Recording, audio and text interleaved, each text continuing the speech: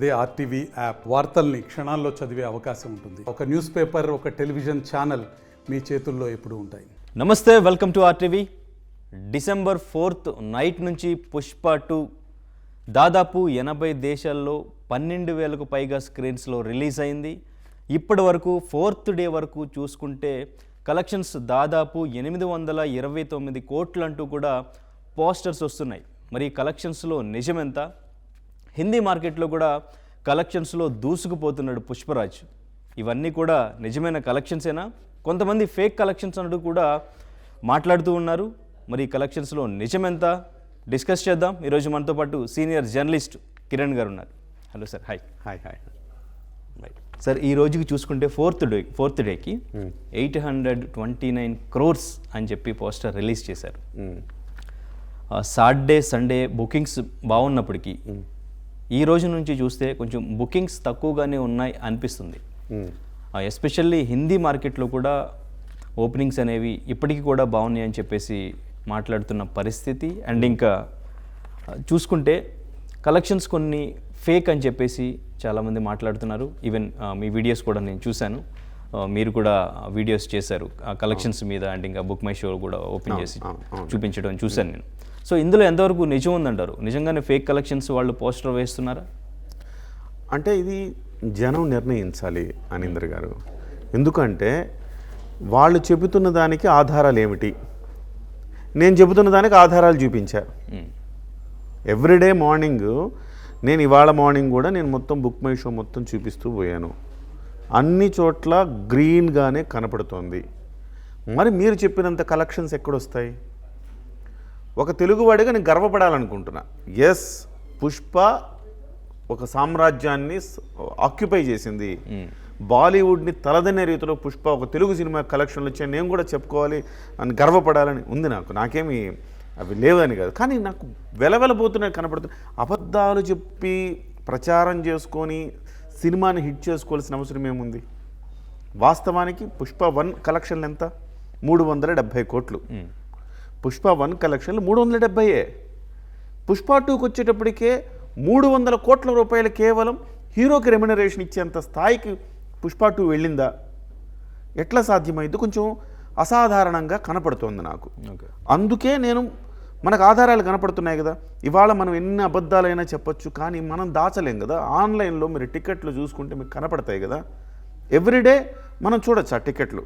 ఇవాళ ఇప్పుడు మనం రాత్రి మాట్లాడుకుంటున్నాము. సో ఇది 5వ రోజు. 4వ రోజు కలెక్షన్కి సంబంధించి 829 కోట్లని ఇంతకుముందు చెప్పారు. ఆ పోస్టర్ గురించే మనం మాట్లాడుకుంటున్నాం కదా. మొదటి రోజు కలెక్షన్లు ఎంత? 294 కోట్లు. మీరు అబ్జర్వ్ చేస్తే 300 కోట్ల కలెక్షన్లు కొడతామన్నారు, 294 వేసుకున్నారు.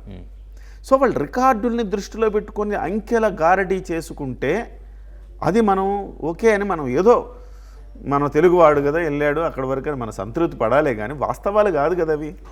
175 కోట్లని ట్రేడ్ వర్గాలు అంచనా. ఆ రోజు ట్రేడ్ వర్గాలు అంటే ఖచ్చితంగా వాళ్ళకు ఒక అంచనా ఉంటుంది కదా. 12,000 థియేటర్లు బుక్ అయినాయి, అందులో ఎన్ని థియేటర్లలో ఎంత ఆక్యుపెన్సీ వచ్చింది, ఎంత మన కలెక్షన్ వచ్చింది అనేది చెప్తే ఇందులో ఇదేం అద్భుతంగా మనం దీని గురించి ఒక ఐఐటీనో లేకపోతే ఇంకోటి చదివి ఉండాల్సిన అవసరం కూడా లేదు కదా. రాకెట్ సైన్స్ కాదు కదా ఇది, అందరికి కామన్గా తెలిసే ఫ్యాక్టర్ ఇది. సో 175 కోట్ల ఫస్ట్ డే వస్తే వాళ్ళ లెక్కలే చూద్దాం. 294 కోట్లు ఫస్ట్ డే. సెకండ్ డేకి వచ్చేటప్పటికి చాలా డ్రాస్టిక్గా పడిపోయింది. కానీ వాళ్ళు చెప్పింది 500 కోట్లు. ఎట్లా సాధ్యం? 200 కోట్లు సెకండ్ డే ఎట్లా సాధ్యం? 200 కోట్లు ఉన్న పరిస్థితే కనపడలేదు. అన్నీ ఎక్కడ పట్టినా ఖాళీ ఉన్నాయి థియేటర్లు. ముంబైకి వెళదామా ఖాళీ ఉన్నాయి, బెంగళూరుకి వెళ్దామా ఖాళీ ఉన్నాయి, చెన్నైకి వెళ్దామా ఖాళీ ఉన్నాయి. సో మీరు దత్తపుత్రుడు అంటారు కదా, కొచ్చిన్లో, మలయాళంలో, కేరళలో అక్కడ ఖాళీ ఉన్నాయి. కేరళ తెలుగు తర్వాత కాస్తో కూస్తో ఒక 50% 50 నుంచి 60% ఆక్యుపెన్సీ కేరళలోనే కనపడింది. చెన్నైలో, బెంగళూరులో మీకు హిందీ బెల్ట్లో కూడా 30 నుంచి 40% ఆక్యుపెన్సీ ఉంది.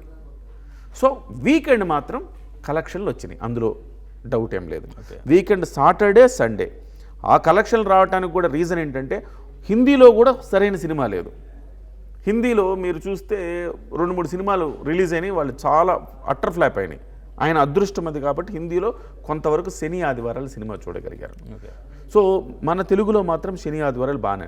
ఇవాళ నుంచి చూడండి, సోమవారం నుంచి మీరు మొత్తం ఖాళీలు కనపడతా ఉన్నాయి. మీకు మళ్ళీ శుక్రవారం వరకు ఇదే ఉంటుంది. మళ్ళీ శని ఆదివారాల కోసమే మీరు వెయిట్ చేయాలంటే ఇక్కడ 829 కోట్లు అనేది మీకు ప్రాక్టికల్గా కనబడట్లేదు. 175 కోట్లు ఫస్ట్ డే వచ్చింది, రెండో రోజు ఒక 70 కోట్లు వచ్చి ఉండొచ్చు, 250 కోట్లు, మూడో రోజు 4వ రోజు మాత్రమే మీకు కలెక్షన్స్ వచ్చినాయి, ఒక 300 కోట్లు వచ్చినాయి అనుకున్నా. కానీ మీకు మొత్తం కలిపి 500 కోట్లు కట్టిట్టే ఉంటుంది తప్ప 829 కోట్లు లేదుగా. ఇక్కడ సమస్య వస్తుంది. ఓకే. సో ఇది మనం నమ్మశక్యంగా లేదు అని చెప్పాలి. ఇవాళ రాత్రి కదా మనం మాట్లాడుకుంటున్నది, అంటే సోమవారం రాత్రి మాట్లాడుకుంటున్నాం. సో ఇవాళ మనం బుక్ మై షో చూడటానికి అవకాశం లేదు, షోలన్నీ అయిపోయింది, మనం చూపించదు. మీకు వీలైతే ఓపెన్ చేయండి, 10వ తారీఖు ఓపెన్ చేయండి, చూడండి. మీకు నిధిట్లో 1, 2, 3, 4, 5, 6, 7, 8, 9లో 3 మాత్రమే మీకు బుక్ అయినాయి, మిగతా అన్నీ కూడా గ్రీన్ ఉన్నాయి. ఏఎంబి అంటే ఖచ్చితంగా అన్నిటికంటే ఫస్ట్ ఫిల్ అయ్యేది ఏఎంబీనే ఉంటుంది. మీరు మిగతా చూడండి, నల్లగండ్లు చూడండి, మొత్తం ఖాళీనే, మొత్తం ఖాళీనే, మొత్తం గ్రీనే, మొత్తం గ్రీనే, మొత్తం గ్రీనే, మొత్తం గ్రీనే. చూడండి ఇక్కడ చూడండి, ఒక్క థియేటర్ అన్న ఫుల్ అయిందా? మొత్తం గ్రీనే ఉంది కదా. అంటే మీరు ఎట్లా మీరు ఇవాళ అంటే ఈరోజు రాత్రి రేపు ఉదయం సినిమాకి వెళ్ళాలంటే మీరు బుక్ చేసుకుంటారు కదా, మొత్తం గ్రీన్ ఉన్నాయి. మీకు ఈ 5 రోజుల పాటు కేవలం జరిగేది ఏంటంటే రాత్రిపూట 7 గంటలు 9 గంటల షోలు మాత్రమే కాస్త కూస్తో ఫిల్ అవుతాయి తప్ప మిగతా ఏం ఫిల్ కావు. సో అటువంటప్పుడు మీరు 829 కోట్లు అంటే మీరు 2000 కోట్లు టార్గెట్ చేసినట్టు నాకు కనపడుతుంది. ఓకే. మీరు ఇదే పరిస్థితి ఉంటుందండి. మీరు హిందీ బెల్ట్ వెళ్ళండి, తెలుగు ఎలా ఉందంటే ఇంక మీరు ఎక్కడికి వెళ్ళక్కర్లా. ఓకే. నాకు తెలిసి తెలుగు ఎట్లుందంటే మీరు ఎక్కడికి వెళ్ళక్కర్లేదు కదా. హిందీ అలాగే ఉంటుంది, మలయాళం అలాగే ఉంటుంది, చెన్నై అలాగే ఉంటుంది, బెంగళూరు అలాగే ఉంటుంది, సేమ్ అలాగే ఉంటాయి. సో కలెక్షన్లు నిల్లు. మీరు అసలు టికెట్ రేట్లు ఎందుకు తగ్గించారు? ప్రేక్షకులు రావట్లేదనే కదా ఫస్ట్ ప్రశ్న. మీరు టికెట్ రేట్లు తగ్గించారంటేనే జనం థియేటర్లకు రావట్లేదని మీరు ఒప్పుకున్నట్టు కదా.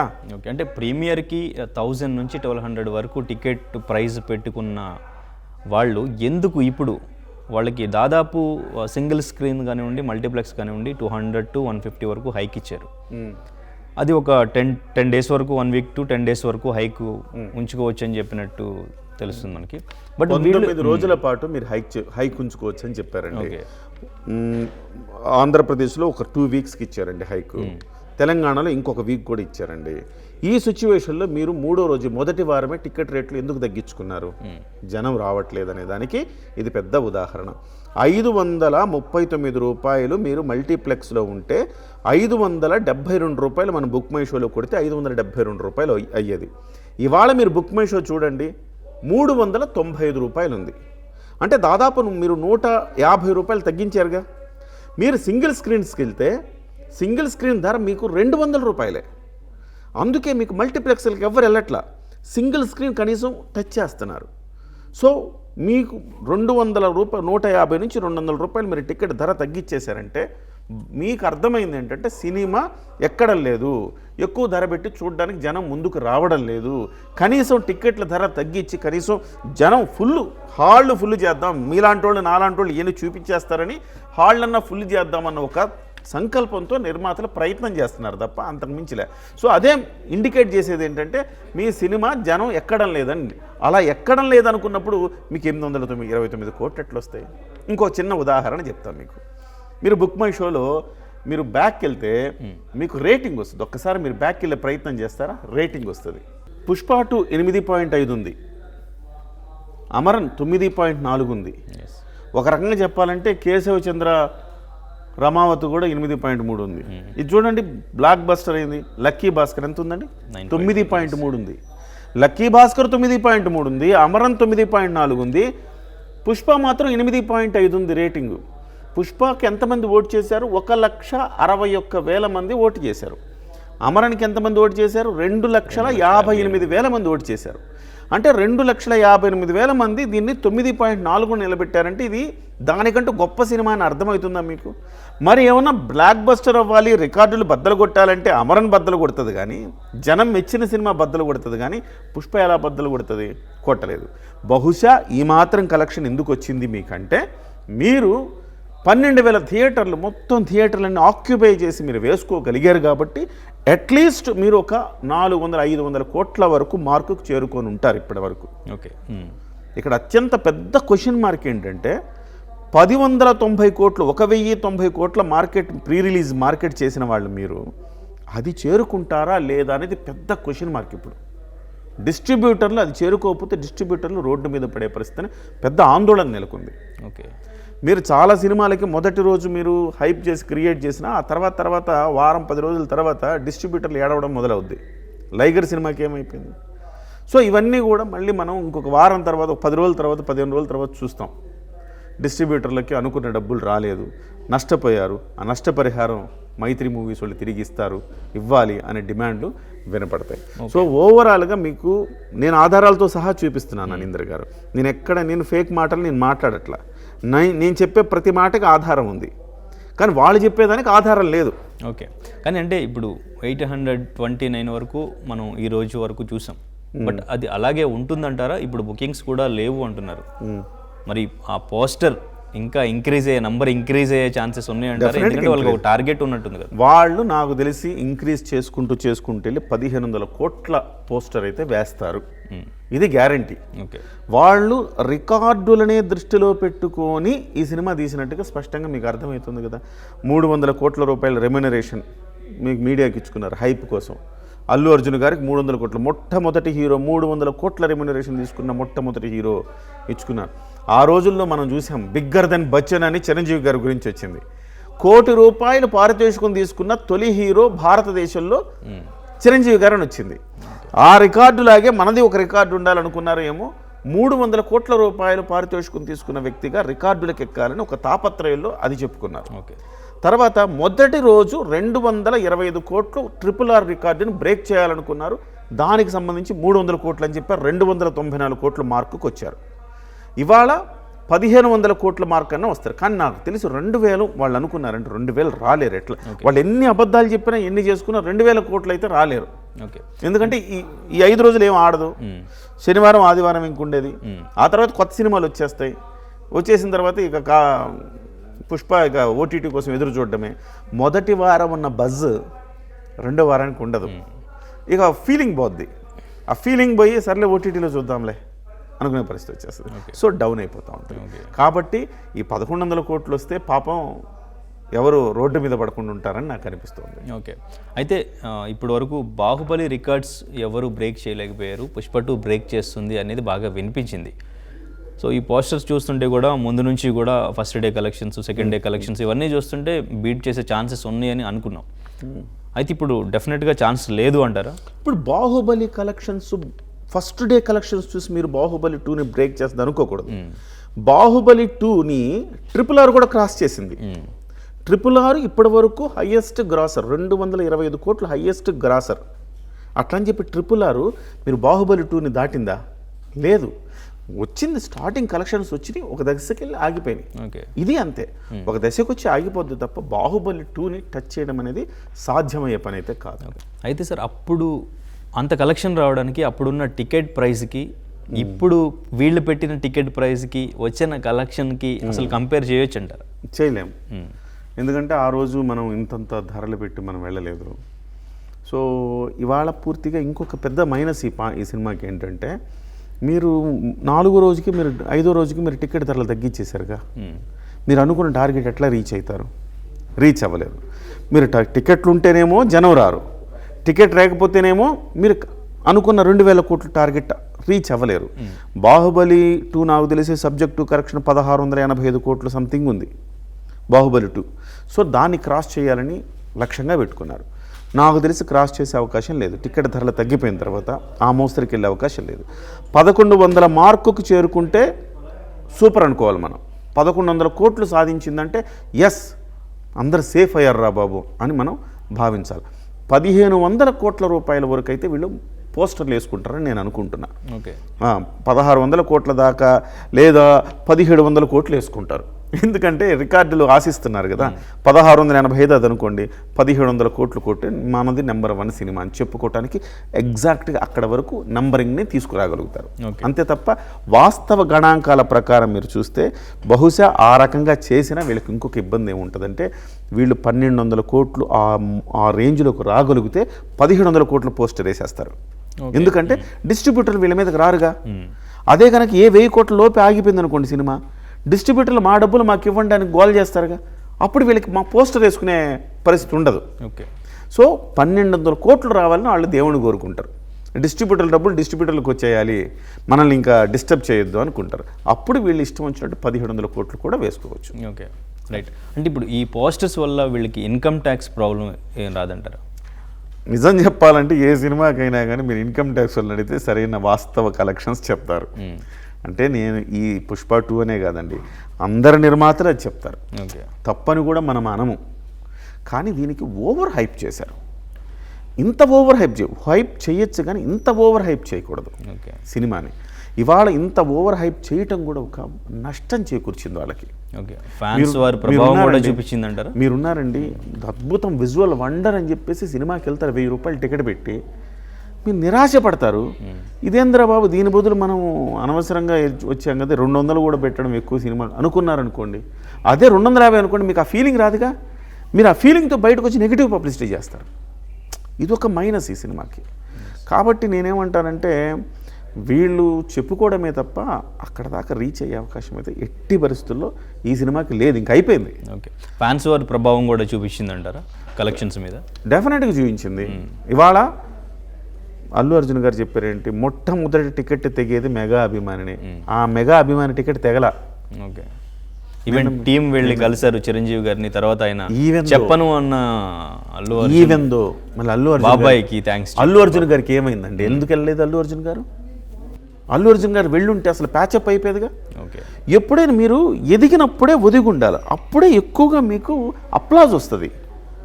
నిజంగా తప్పు ఎవరిదున్నా కానీ మీరు ఎదుగుతున్నప్పుడు మీరు వెళ్ళి ఒక్క ఆశీర్వాదం చిరంజీవి గారి దగ్గర తీసుకొని ఉంటే మొత్తం ఏమైపోయేది, మొత్తం స్మాష్.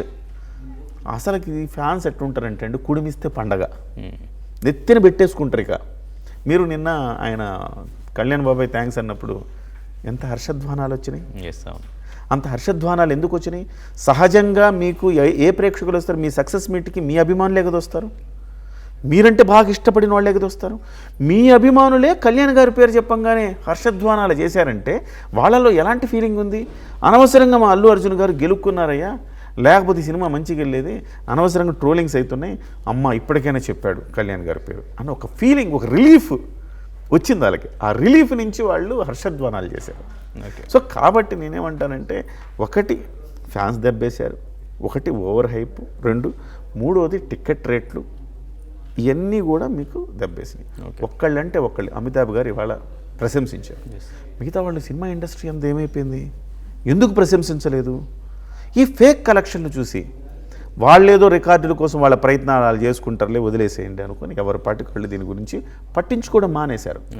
లేకపోతే అందరు ట్వీట్ చేయాలి కదా, అద్భుతం అల్లు అర్జున్ గారు అద్భుతం అమోఘం అని ట్వీట్ చేయాలిగా, ఇది ఇండియన్ సినిమా రికార్డు బద్దలు కొడతాను ట్వీట్ చేయాలి. బాహుబలి అప్పుడు చేయలేదా? RRR అప్పుడు చేయలేదా?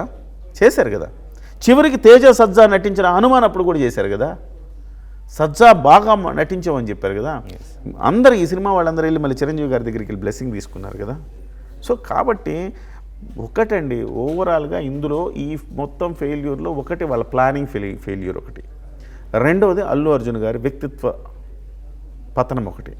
ఎందుకంటే ఆయన మొన్న కూడా చెప్పింది నేను అనుకుంటాను, ఈ ప్రెషర్లో చెప్పుంటారేమో అనుకుంటున్నా. విపరీతమైన ప్రెషర్ వచ్చేసింది. ఇది కాదు ఇక, లేకపోతే తగ్గేదేలా అని వైల్డ్ ఫైర్ అన్న ఆయన తగ్గుతాడా అండి? మీరు ఆలోచించండి.